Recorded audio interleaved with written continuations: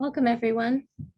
My name is Anne Albert, and I am the Klatt Family Director for Public Programs here at the Herbert D. Katz Center for Advanced Judaic Studies at the University of Pennsylvania. I'm really happy to be here with you this afternoon hosting the third program in our ongoing Canon in Context series, and you might have just seen our speaker pop on and off. But this is a set of programs that looks historically at the formation of major works of Jewish law. It's a topic that arose in a general way from the theme of the scholarly fellowship program that's going on here at the Katz Center over the course of this year. In this program, researchers from around the world have come together in Philadelphia, which already is truly a wonder and a joy in these times. But they're here to think and talk and write together about various dimensions of Jewish law in theory and in practice, in culture and economics, in ideas, in antiquity, the Middle Ages, and the early modern period. And I should add that next year, there'll be a new cohort of scholars working on similar topics, but for the modern period. So within that very broad rubric for scholarly study that's going on all around us this year, for the public, we've carved out a series of talks on codes and compilations of Jewish law. So thinking about how they got the way they are. Over the past 2 weeks in this series, we've hosted Mira Balberg on the composition of the Mishnah and Simcha Gross on the world of the rabbis who appear as teachers and disciples in the Talmud. Both of those talks are now available on the Katz Center's YouTube channel, free to everyone. So please do rewatch, share. There'll be a link to the YouTube channel in the chat if it's not already there.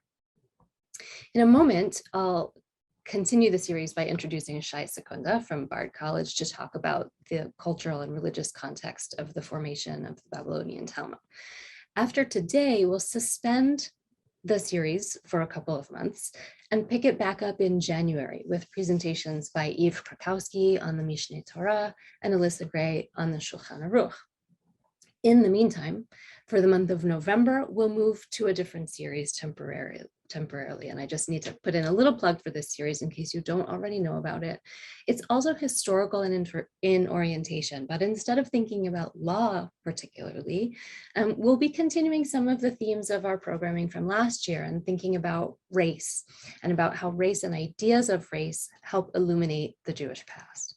So we'll be looking at medieval, early modern, and then modern contexts, beginning with a talk next Wednesday, and please note it's Wednesday, not Thursday, but at the same time, featuring Dorothy Kim, and that talk is called Intersectionality in the Medieval Archive. So it'll be dealing with the way Jewish women are represented in 12th century English court records. But more broadly, how thinking about that can help us think about these categories of gender and race and class. So as always, before we start, very quickly, I do have acknowledgements. First of all, the Klatt family and the Harry Stern Family Foundation made gifts that have long supported our public programming, and we're grateful to many individual donors over the years as well. We also have a group of supporters called the Friends of the Katz Center who've come together to help ensure that we can continue to make great talks like this accessible to so many people. So if you're interested in connecting with that community and with us, in that way, then there's a link to the Friends of the Katz Center in the chat. I also want to acknowledge my wonderful colleagues here at the Katz Center. So first of all, the director, Steve Weitzman, Associate Director, Natalie Dorman, and my colleagues who do directly a lot of work behind the scenes to make these talks happen. So our events coordinator, Diana Dennis Walters, our communications coordinator, Dr. Becky Friedman, and tech support, Brian Lipscomb. All right, so one last thing, in case you're new here, I'll just say quickly how we'll proceed. So we have an hour together. Our speaker will begin in a moment or two, talk for about 40 minutes, more or less.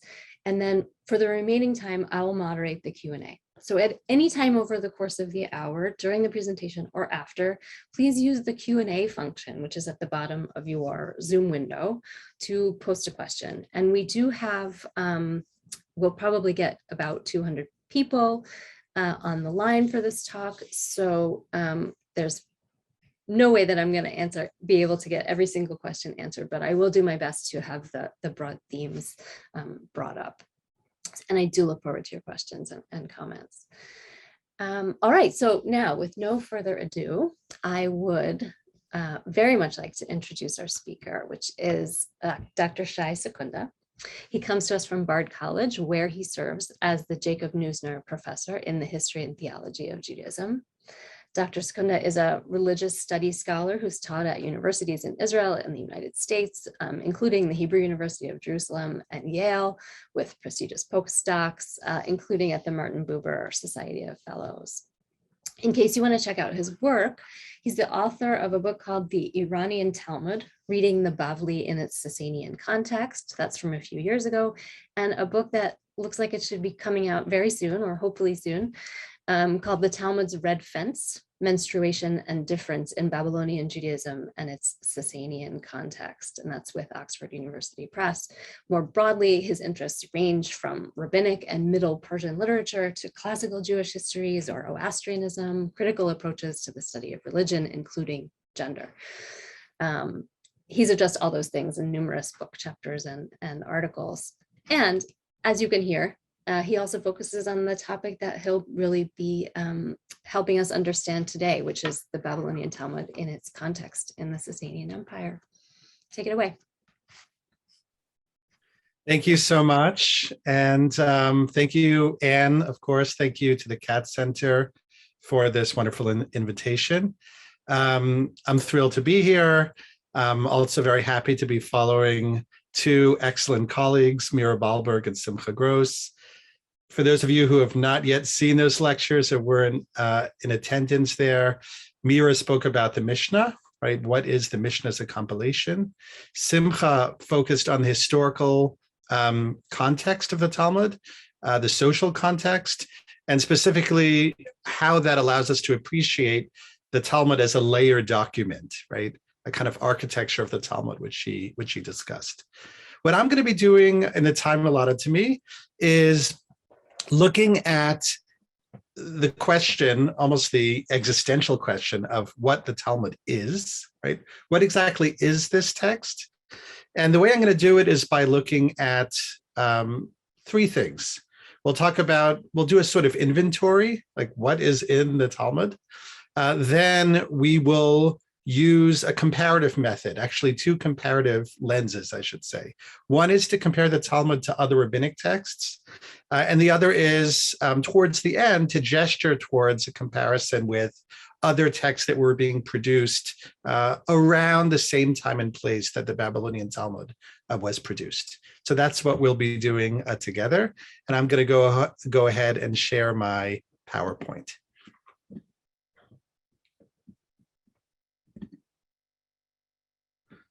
Okay, so we have this very evocative title, which I think the center came up with. I sent some kind of materials, but the topic is the Talmud in the Sea of Babylon.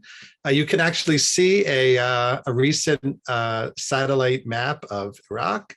You will notice that there is no physical sea there, but we will see, in fact, that there is a notion of a sea in Babylon, particularly when it comes to understanding what the Talmud is. So again, my question is, what is the Babylonian Talmud? Now, we could answer this question in various ways.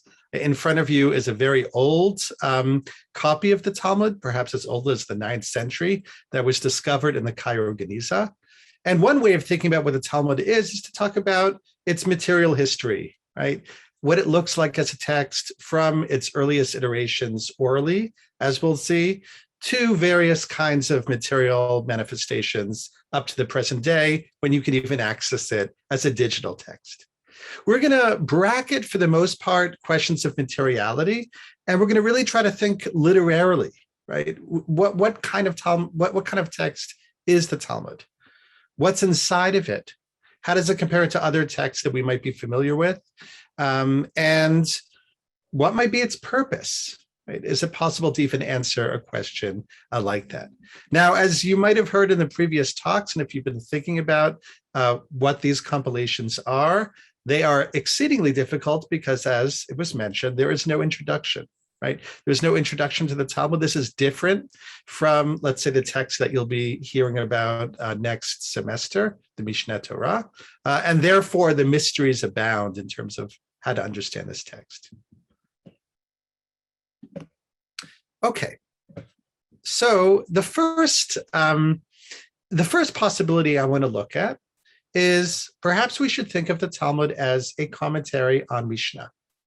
Now, this is a pretty legitimate approach, especially because we have here in front of us a list of all of the orders of the Mishnah and the Talmud, and then underneath a list of tractates, right? So in the lecture about the Mishnah, you will have learned that there is an order about seeds, about time periods, et cetera, et cetera. There are 6 orders. And you also learned about all the various tractates that appear and are sort of slotted into these orders.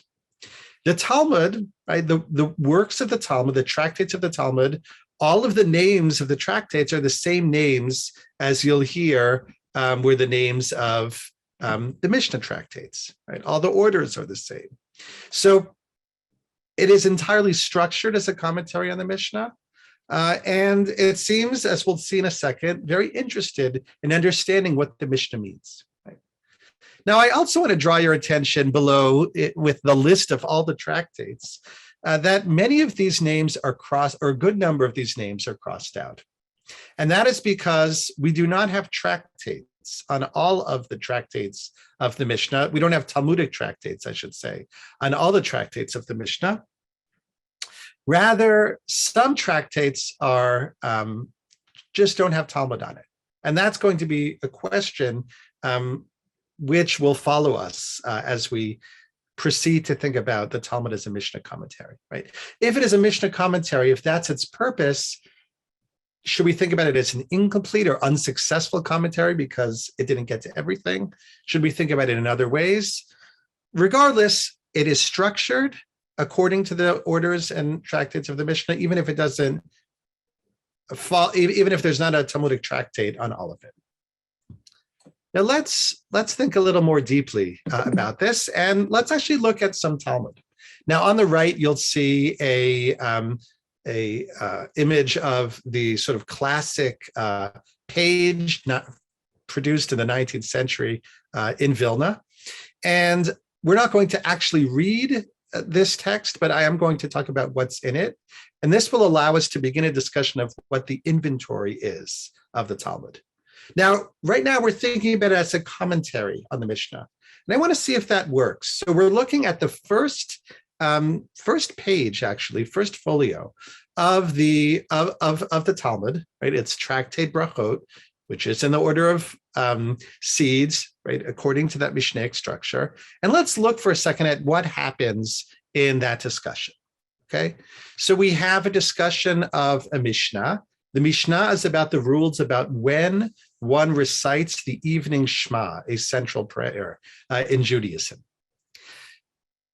The Talmud begins its discussion by talking about the biblical basis for reciting the Shema prayer, and also the reasons for the Mishnah beginning with evening rather than morning, which is a more natural way that humans experience the world. We wake up in the morning, it's the start of a new day.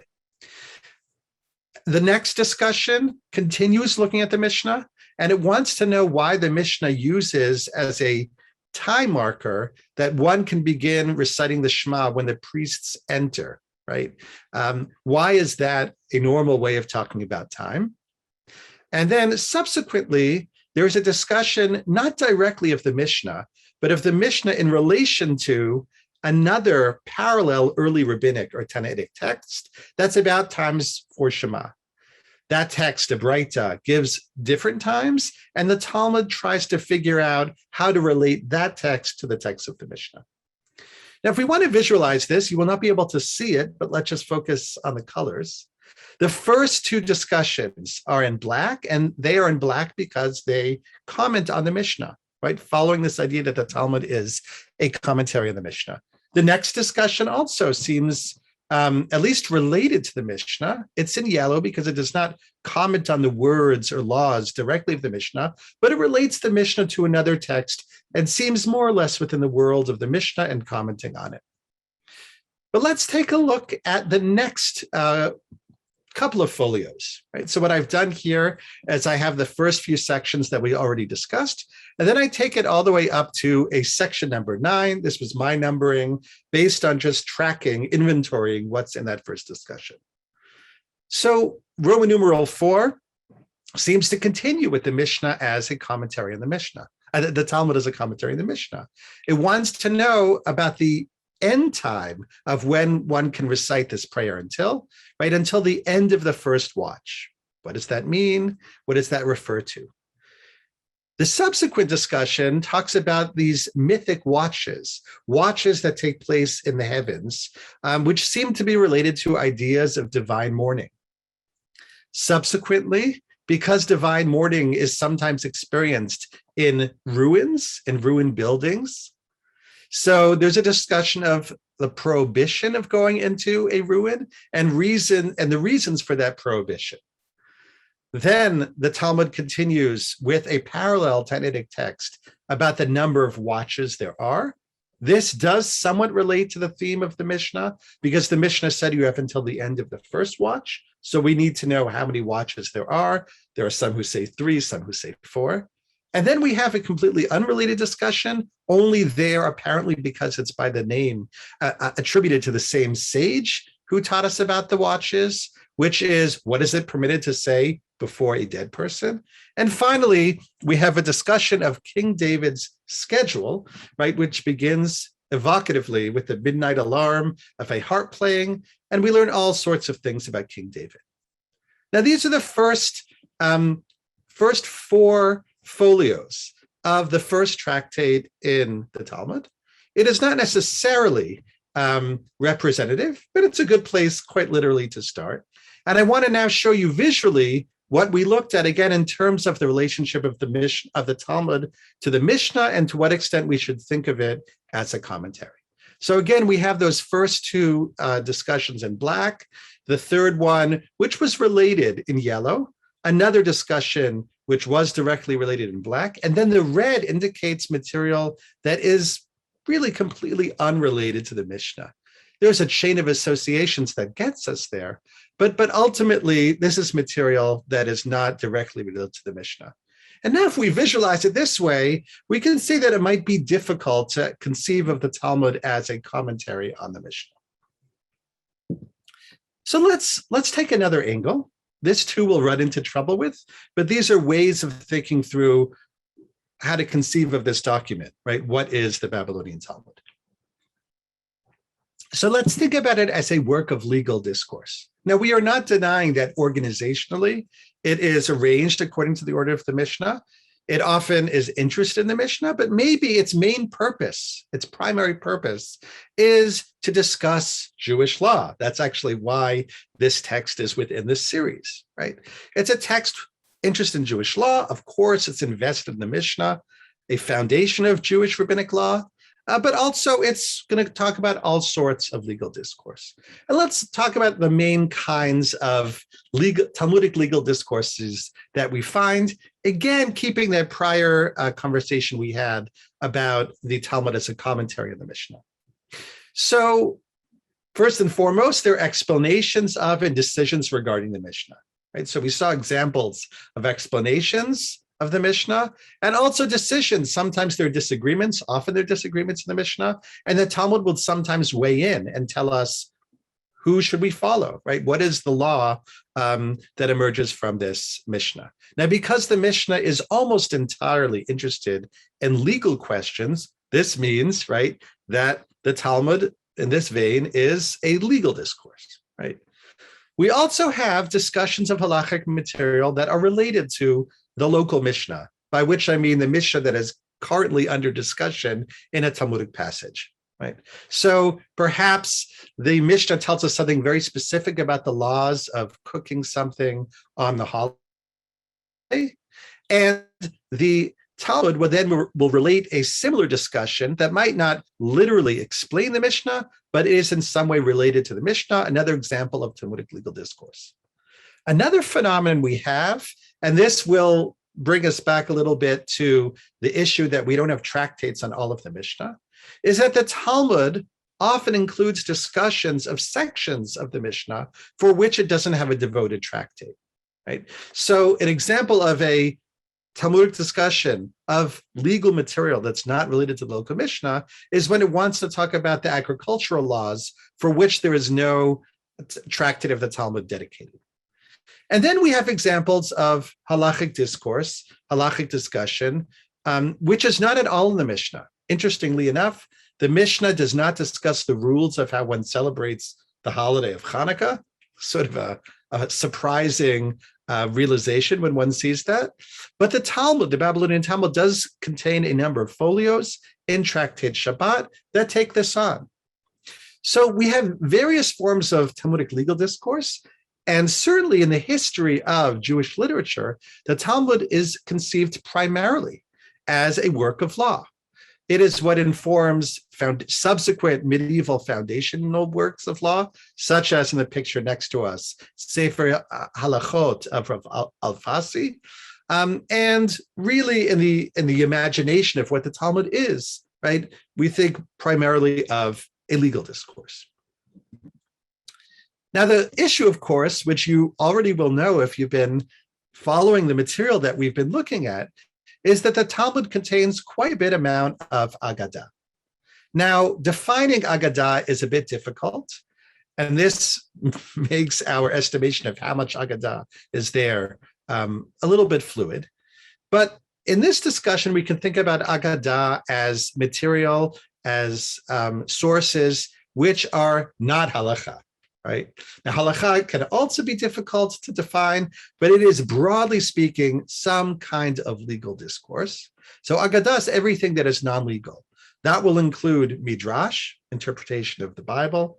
That will include stories about sages, about biblical characters. It'll also include other material such as medical prescription, magical advice, etc. All of that is in the rubric of Agadah.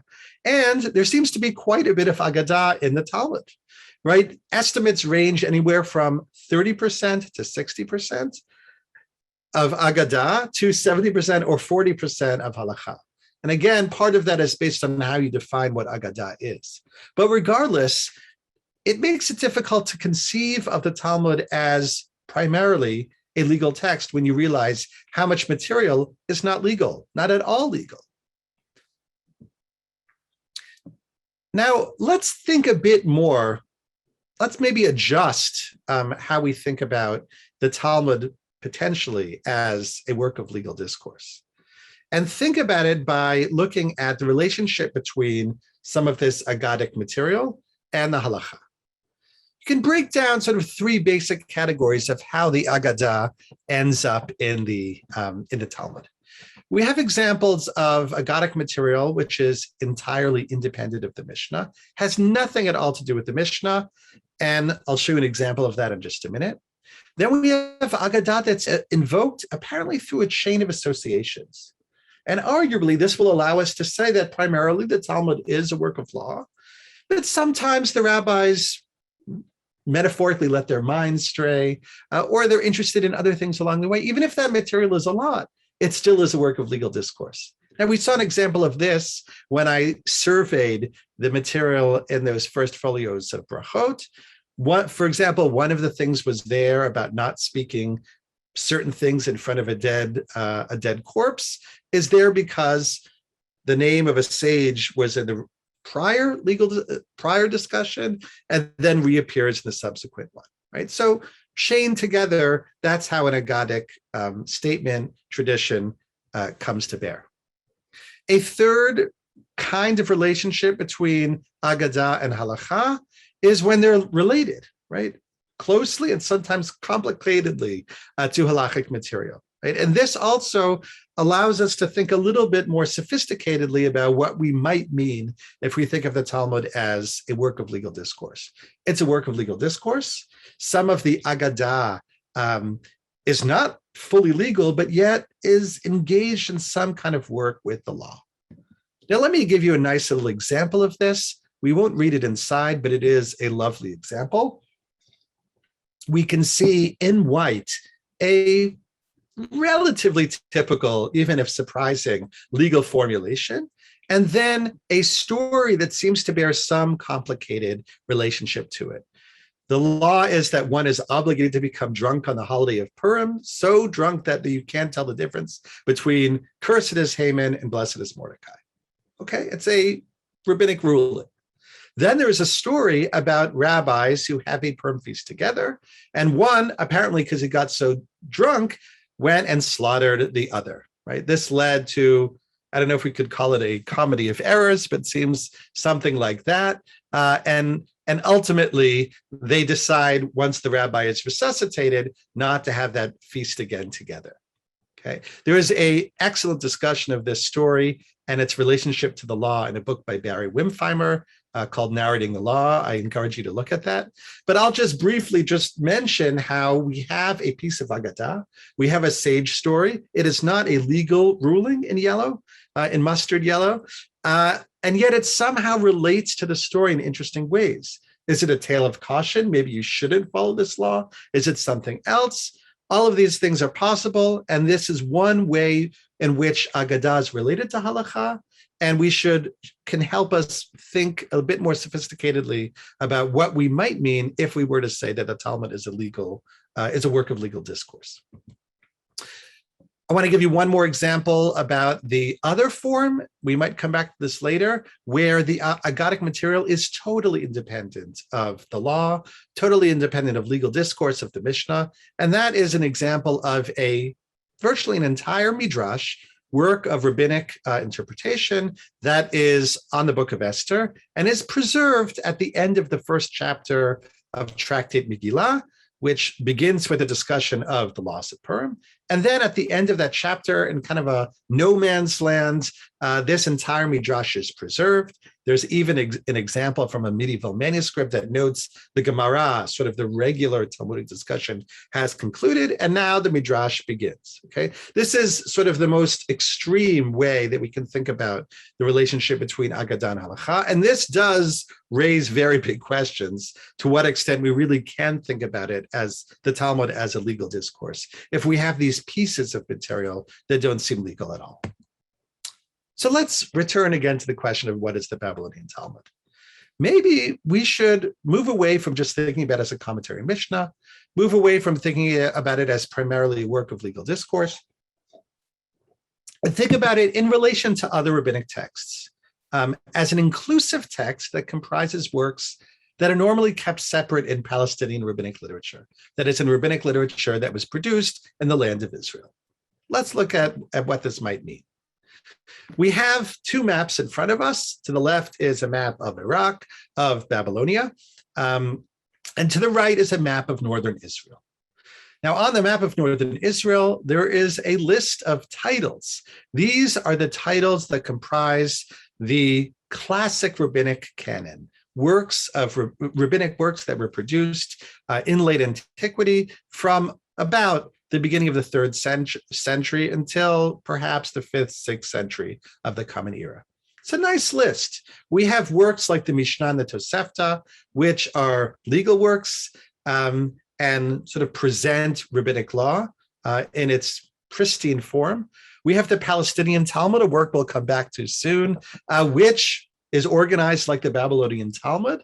According to the order of the Mishnah, it covers some tractates that the Babylonian Talmud doesn't cover, and also doesn't cover some that the Babylonian Talmud covers, but it is arranged in a similar way, even if inventory-wise, it appears to be different.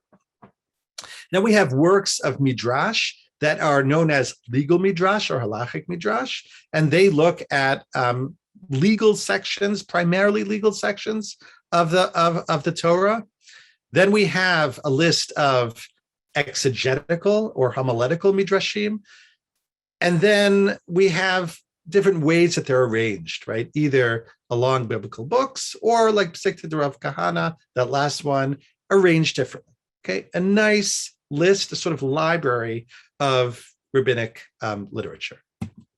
Now, I won't read this source inside, but I do want to indicate that there was some sense, apparently, that those texts that were just listed on the land of Israel were somehow intimately connected with the land of Israel, right? They weren't just created out of thin air, but they somehow express an idea of Torah of the land of Israel. Now let's think about Babylonia now, right? If you looked at that map, that sorry little map on the left, there's just one text there, the Babylonian Talmud. And that's the mystery that is really going to accompany us to the end of this talk. What do we make of this? Now, there is an early rabbinic, there is a statement that is attributed to a 3rd century rabbi named Rabbi Yochanan, who lived in the land of Israel. And he said as follows, Babylonia, and he seems to be referring both to the place, but also to the type of rabbinic discourse that could be found there. Again, an interesting connection between place and discourse, like perhaps we saw in the land of Israel. He said the reason why it's called this is because it is mixed, a play on words, Balula and Babel, right? With scripture, mixed with Mishnah, and mixed with Talmud. The text goes on to insult what they call the Talmud of Babylonia. Of course, not the Talmud that is in front of us, but the form of rabbinic discourse that existed in Babylonia apparently was the form of rabbinic discourse that primarily was engaged with law and Mishnah, and arguably ultimately gave us the Talmud that we have in front of us. Now, the thing that interests me now is this idea that the Babylonian rabbinic discourse in late antiquity was seen as a unification of different elements of learning. Scripture, apparently the study of scripture, Mishnah, the direct study of Mishnah, and Talmud, the sort of discourse that emerged from thinking about the Mishnah and other texts and trying to find the law. Now let's think about this a bit more.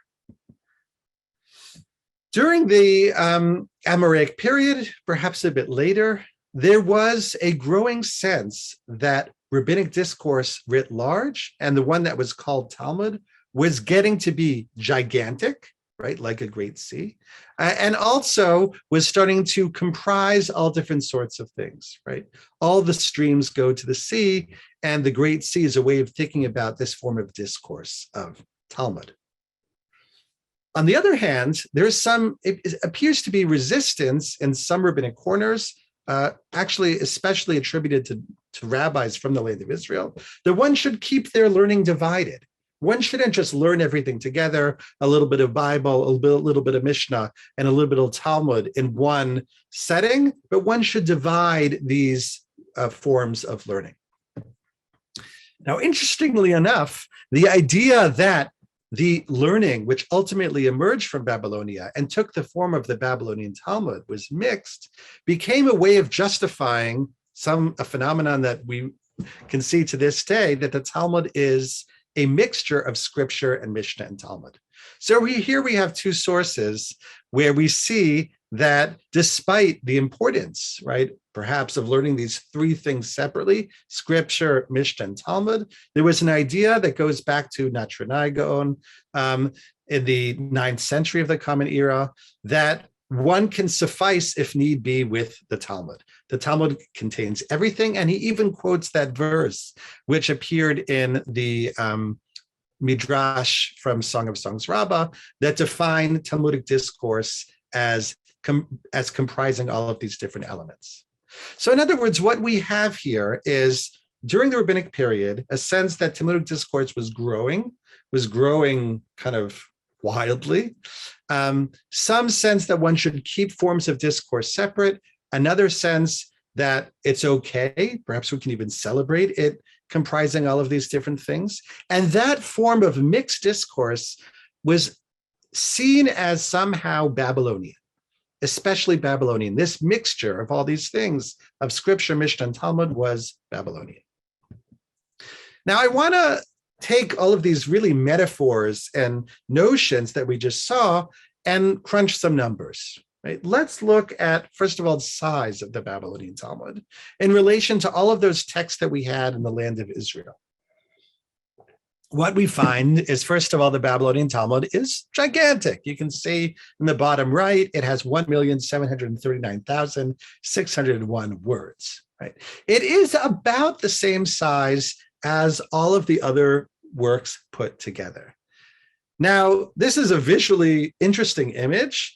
I am not arguing that it literally includes all of the other texts that are from the land of Israel within its pages, but it does give us an indication that it includes a lot of the material, especially that mixture of Midrash, right, and Mishnah study that we heard about before. Right? It seems to comprise these different forms of discourse in it. Now, let's look for a second at the Palestinian Talmud. Now, we mentioned the Palestinian Talmud as a kind of sibling to the Babylonian Talmud. It too is structured on the Mishnah. The Babylonian Talmud is still significantly larger than it, bigger by about 1 million words. And actually, when we inventory it, and I am now engaged in a project to do just that, to look especially at those materials which are not related directly to the Mishnah, we were beginning to see, and we'll see if this bears out, we were beginning to see that the Talmud actually, the Babylonian Talmud, includes quantitatively far more material that is not at all related to the Mishnah. Things like Midrash, right? The study of scripture, than the Palestinian Talmud. So again, perhaps, right, this is a good way to begin thinking about what the Talmud is, that it comprises all of these elements that, that exist in separate form in the land of Israel. So the question then becomes why? Right? Why might this be? Why is there only one Babylonian Talmud and all of these Palestinian rabbinic texts? So I have a theory, and I'm working on it right now. I'm not sure if it's going to bear out, but I think it has to do with orality. Now, all rabbinic texts, all classical rabbinic texts, there's an important notion of orality known as Torah Sheba'al Peh. The Mishnah was composed initially, transmitted orally. On the other hand, some works of Midrash from the land of Israel, there's evidence that they were written down relatively on, perhaps even as part of their composition. And even the Yerushalmi, either in its composition or at least very, very early on in its transmission, there is indication that it was written down. On the other hand, the Babylonian Talmud was almost certainly composed orally, and we know that its early transmission was also oral. There's evidence that the ideology of oral Torah was taken to the extreme by some Babylonian sages. Not just that this is an important, even central part of law, but that one is not allowed to write down any form of oral law at all. And there's an article that'll be coming out by Yair Furstenberg that looks at this dichotomy. So perhaps orality and the extreme orality that we find in the Babylonian Talmud could help us understand why it is that there are not separate rabbinic texts in Babylonia, but it comprises these different forms of discourse, right, that we heard about. Study of scripture, study of Mishnah, and Talmud, right? And perhaps that has to do with how oral cultures conceive of texts. Often, not all the time, these texts are conceived as part of a large single repository. There are different branches, right? There are different sections. However, they're all part of one big thing. Written cultures, or cultures that emphasize writing and use writing, frequently produce separate texts stored individually in libraries. And that arguably is what is happening in the land of Israel with these separate rabbinic texts versus what's happening in Babylonia. Now let's return and even heighten what we can say about the Babylonian Talmud being this inclusive text by proposing a final way of thinking about it. It's not only that it comprises Midrash, Mishnah, and discussion of Mishnah, but it seems to be it's an oral vehicle that's arranged according to Mishnah structure. We're not leaving that out, but it transmits a very wide swath of rabbinic culture. Now, let me be clear. All rabbinic texts are collectively produced anthologies, right? We don't have rabbinic works during this period that were authored by single people and are not anthologies. They're all anthologies. They're all collective. Many of these rabbinic texts have what we can call an ethnographic impulse.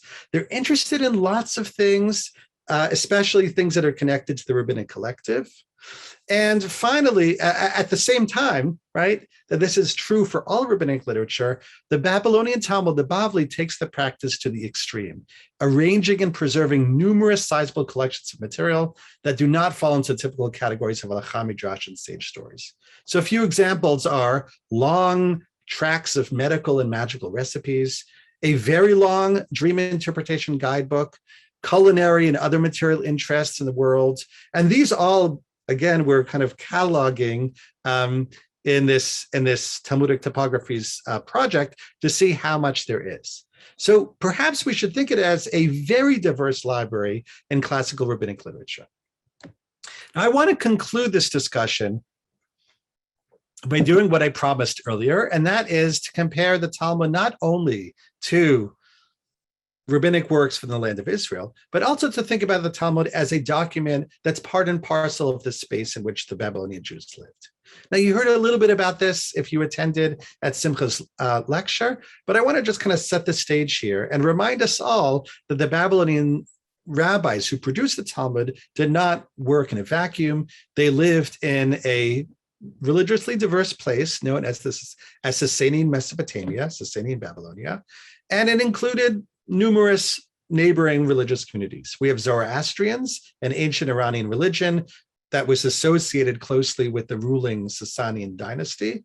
We have Christians, particularly Syriac-speaking Christians, that you heard a bit about in Simcha Gross's talk. We have Manichaeans, a new religion that was founded in the 3rd century. We have Mandeans, a religion that can be classified as a Baptist religion in the sense that baptism is very important. It's kind of an organizing aspect of the religion. And then there seem to be other local religions which might have very, very ancient Babylonian roots. One of the ways that we're going to be able to better understand what the Talmud is by looking at parallel projects that at least some of these religious groups were engaged in to produce and transmit massive amounts of religious texts, right? Now, you heard also in the last lecture that the Talmud does seem quite different. The level of discourse, the type of complexity seems to be unique. But perhaps there are some illuminating parallels that can help us better understand how the Talmud is as a text, and particularly this idea that the Talmud is a repository of a wide swath of rabbinic culture that's organized according to an ancient text, the Mishnah, but wants to transmit essentially everything that is important in one way or another for that culture. So we don't have a lot of time, but let us look at two possible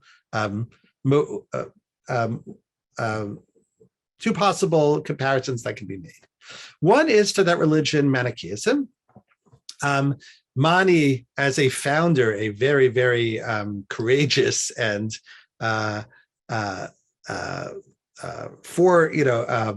thinking ahead founder, kept very tight control over the texts that were produced. He produced a written canon, and he told his followers, this is the written canon. He also had oral teachings that were collected in chapters, kephalaya, written down, which in time became an unwieldy system, right? The survival of some of these kephalaya from Egypt shows us that they kept on kind of adding chapters and adding material, making it very difficult to kind of work with. As a founder of a new religion, he developed a sophisticated way of acknowledging influences, and specifically textual influences, earlier texts that were associated with early religions, which he conceived of as streaming in like rivers to a sea, but at the same time insisting that his text and his religion was original and the ultimate gospel. He also presents himself as a knower of all things. So he's not just interested in telling Manichaeans what they should or should not do according to Manichaean halacha. He's also not interested only in talking about Manichaean cosmology, but he'll even talk about, let's say, the qualities of fire, right? And there are sections which similarly reflect this idea, this curious eye that we found in the Babylonian Talmud. The last direction that I want to mention is one that I'm working on actually in my research right now, and that is perhaps what the Zoroastrians were doing in terms of text production is instructive and illuminating for us to understand what's happening with the Babylonian Talmud. There is a term that appears in Zoroastrian literature and also in this inscription that you're looking at in front of us that is known as enumeration of the din. The din is the religious tradition. It's a very kind of all-encompassing term. And we have, although nowadays Zoroastrian texts survive in separate written compilations, the evidence is when they were oral, they were part of one large repository known as the din that was organized into 21 different sections based on an ancient text, their scripture, the Avesta, which was then put into 3 further subdivisions, right? When we look at the surviving texts and the testimonies of texts about what was in there, we actually find that entire bodies of knowledge were kind of slotted into these texts. Some things seem to be religious and seem to be about the law and about liturgy, but other things include various aspects of life, medicine, magic, and that sort of material. It was imperially backed, right, to collect, organize, gloss, and transmit all of these materials.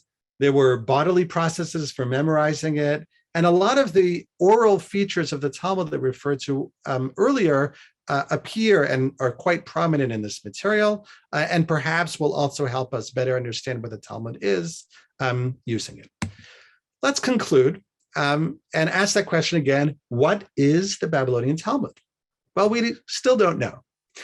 We looked at some possibilities, but we are continuing to study the Talmud and to inventory it, really the only way to actually say what the Babylonian Talmud is. We're continuing to compare it to other classical rabbinic texts and think about why or why not they are similar and different. And we're also looking at it in light of similar late antique textual projects, particularly in my case, the din, the Zoroastrian tradition. So we're on the way, we're on the path. We can't answer the question yet, but we're trying very hard. Thank you so much for listening, and I look forward to your questions.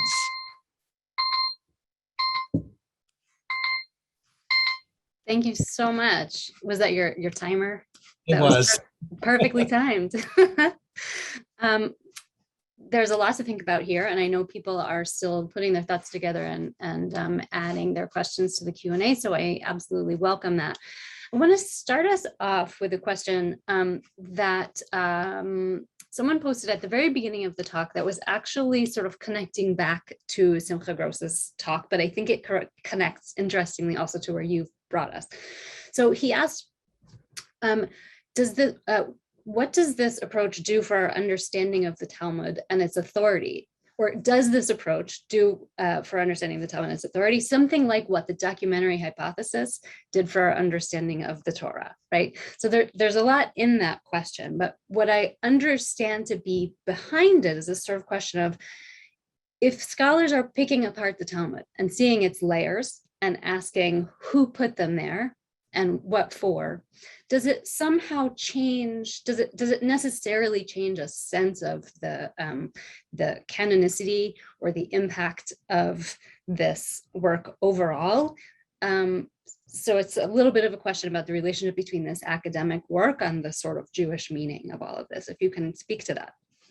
Sure, I'll do the best that I can. And it is a question that one often gets in teaching, both in university classroom and in public fora. I would say that, in a sense, the Talmud presents itself a bit differently than the Hebrew Bible. Of course, scholars have done important work in pulling apart the different layers of the Hebrew Bible and correlating different sections of different material using ingenious methods to show how it is constructed of different parts. In the case of the Talmud, those pieces, in many senses, are already there, already looking right at us. The Talmud is very, very careful to label its material. So it will say, this statement was said by Rabbi so-and-so. And it will actually go to great lengths to determine who really said that statement.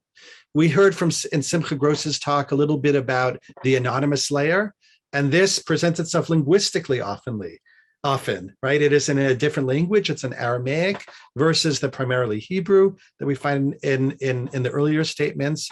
And similarly, there's a pretty sophisticated citation method that the Talmud already uses to kind of organize different sources. This is a Mishnah. This is a high-level baraita. This is a different form of baraita. So in a way, the Talmud invites critical study in a way that perhaps the Hebrew Bible does not. That could be argued. And I'll just add to that already medieval authorities, Talmudic authorities, some of the most well-named commentators like Rashi or the Tosafot are interested in kind of pulling apart these different texts. Now, that doesn't mean that critical academic work is the same thing, but it does mean that kind of within the stream of tradition, it's already there. Now, what it does for authority is interesting. One of the things that academics are trying to do is not just talk about the way it's constructed from different pieces and how that worked, but also to ask the question of authority, right? When I ask, what is the Babylonian Talmud? I'm asking, is it really a legal text? Is it primarily legal text? And if it's not, then one might imagine that it does make a difference in terms of how one thinks about it authoritatively. That is a big and fascinating open question, whether the Talmud really is a legal text. It certainly was treated as an authoritative legal text, in a way as the authoritative legal text in subsequent Jewish tradition. But it's an open question whether it originally was supposed to be an authoritative legal text. Thank you. So there are a number of questions that have to do with both sort of basic review and also some more sophisticated questions about the editing and the sort of closure of the shape of the text that we have now. I can point to a couple of things. So some people are asking just literally who finally set what's actually in the Babylonian Talmud, and if you can sort of talk about that. And then within that, questions about if presumably there are layers and generations and different contexts going on, then which are the ones in which orality versus writtenness or the impulse to the wholeness of tradition was being felt? Okay, these are excellent questions and very difficult to answer. In terms of who is sort of responsible for giving us the Talmud as we now have it, that is, and who set it down, that is sort of the question and one of the biggest questions in academic Talmud. Simcha Gross discussed it quite a bit in his talk. I will kind of reiterate that although an earlier model attributed much of the action to around the year 500 of the Common Era, and that was a medieval tradition or interpretation of how to make sense of the Talmud, it seems increasingly unlikely that it was done by specific people at that moment. Likely it happened a little bit later, probably during the 6th century, perhaps a little bit later as well. Now, one of the reasons that we can't know definitively is that we do not have an early edition or the first edition of the Talmud. Now, we can get relatively close. Actually, the image in front of us right now arguably is one of the earliest pieces of Talmud that we have. There's no date on it, but it is in a scroll form. And it's a nice scroll form. It's not kind of the cheaper scrolls that we find in the Cairo Geniza. And it has been suggested that this is from the 9th century of the Common Era. Now, that's still centuries after the Talmud apparently came together, but it is kind of an example of an relatively early piece of Talmud. When we look at that text and we compare it to the text that we know from standard editions, it's almost the same. There are some differences in phrasing. There are some differences in other cases of how the arguments are made between earlier, texts and later ones. But it does seem that the text crystallized around the 6th century and was transmitted probably orally for the most part for the first years, maybe even centuries of its existence. Now, in terms of the oral question, again, we don't have that introduction. We don't know exactly how it came to be, but there are indications that all of the elements responsible for the phenomena that I was discussing were oral. In other words, even the inclusion of some pieces, some extraneous pieces, even if they originated in written form, might have been transposed into oral form. The only thing that, the only case where we're not sure is like that example that I cited from the Midrash on the Book of Esther.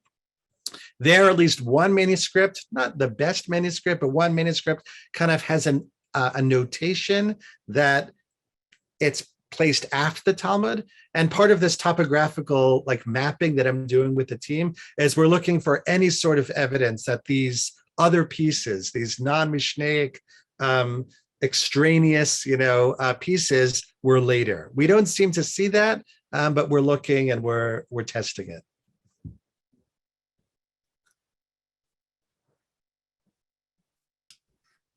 Sorry, couldn't unmute there for a second. So first of all, let me ask you to unshare your PowerPoint so that we can see you a little bit better. I forgot to ask you to do that before. Okay, so we have a question, just continuing about, to think about the orality. We have a few questions about the sort of mechanics of that, if there's any way that you can speak to it, just because it is, and especially in what you've emphasized about it, it is enormous, right? So I have a couple of people asking something along the lines of, how did such a vast body of textual material get reproduced orally? What were the mechanisms? Who were the people? How was it set up? Yes, that is an excellent question. And it is really a pressing question for many of us. I mean, we live in an age where our interaction with most forms of knowledge, which is different now with the digital revolution, but it's through written text. That might be digitized text, but we read and we know. And it's very difficult for us to imagine how enormous bodies of material can be memorized. That is something that Westerners simply need to get over. I hate to be blunt like that, but in the history of religions, in the history of the study of religions, one of the things that sort of shocked disbelieving Western scholars is that cultures could commit vast amounts of material orally. One can think of the Vedas in India, and for that matter, though no longer, the Avesta in the Zoroastrian case. Enormous amounts of text that are committed to memory and are brought up in discussion, right? So we're not thinking about a model that might be familiar to people who know something about kind of modern Jewish genius, where a Talmud scholar will read a text and memorize it and could take a pinprick, is the kind of the apocryphal story, and tell you what's on the other page. We're talking about texts that were produced orally, memorized orally, and this seems like an impossible feat, but it was possible. And the question is how, right? How exactly did they do this? We can use a number of tools to try to reconstruct how this worked. One is anthropology, and is to study oral cultures that are contemporary oral cultures and look at how they engage in memorization and cultural kind of reproduction. I actually slipped in a picture. I don't know if anyone noticed when I had a picture of oral cultures of Yazidis. Yazidis are a religious community, unfortunately much persecuted, that exists to this day. There's been, they live in northern Mesopotamia, and there's been fascinating anthropological research about how they work as an oral culture. One of the things I'm looking at is using kind of anthropological tools to see to what extent can that teach us something about what was happening in late antiquity. The other thing are reports about how the rabbis talk about how they work and how they operate. We know about a system of reciters of Tanaim that you, I believe, heard about in Mira Balberg's talk. And we also have various terminology, which seems to be a good way to learn something about the oral culture of the Talmud, by which we can see how they would set up or throw a contradiction, or again, various processes that reflect oral culture. Similarly, we can work comparatively, to this time not through contemporary anthropology, by looking at Zoroastrian texts that similarly describe numerous repetitions. Is it 4 times? Is it 100 times? relationships, actually study circle-like relationships that you might have heard about from Simcha Gross, where a group of students follows a master and repeats as they follow the master. These are all ways that we can begin to reconstruct how this impossible feat looked. Amazing. Okay, I'm going to use I'm going to make an executive decision to borrow a few more minutes of your time. Those who have to leave, I'm sure we'll just catch up with the last couple of minutes on YouTube when we post this. But there's one more sort of big set of questions that I want to at least put on the table here, which is obviously you've brought one important way, or a theory about one important way in which the Iranian context shaped what we see in the Talmud. Are there other ways that cultural context is really visible, specifically in the Babylonian Talmud as opposed to the Jerusalem Talmud, that you can point to? And is there anything bigger that you want to say about those influences? Sure. So one thing I will say, if you don't mind, I will correct you. My book is out. My second book has been out for a year now, The Talmud's Red Fence. And in that book, and also in my first book. I apologize. Thank you for telling us that. That is fine. In that book and in the first book, I do go through different examples by which we can see apparently that Zoroastrian culture influenced rabbinic culture in one way or another. This is still an open question: to what extent, how, and which areas of life. I'll just give one very quick example, which I think on the one hand doesn't seem important, but might actually tell us quite a bit. And that is in terms of identity and the identity connected to names. Most of the names in the Talmud are either Aramaic, standard sort of Aramaic, not even theophoric names. Some names are names from the Bible, actually surprisingly few, but some names appear to be Zoroastrian. We have a few of these. So, for example, a figure known as Rav Nachman has a female member in his household, probably his daughter, whose name is Denag. Now, you might remember that term Den as the term for the Zoroastrian religious tradition, and that is actually an attested Zoroastrian name, quite theophoric, and quite interesting that someone in this rabbi's household would have a name that expresses an important Zoroastrian idea. So we're looking, and it's not just me, there's a new generation of Talmudists who are looking at the Talmud comparatively, looking for evidence of influence, interaction, pushback as well between Babylonian Jews and groups like Zoroastrians, Syriac Christians, Manichaeans, and others. And we're still in the process, but it seems to be there's quite a bit to work with.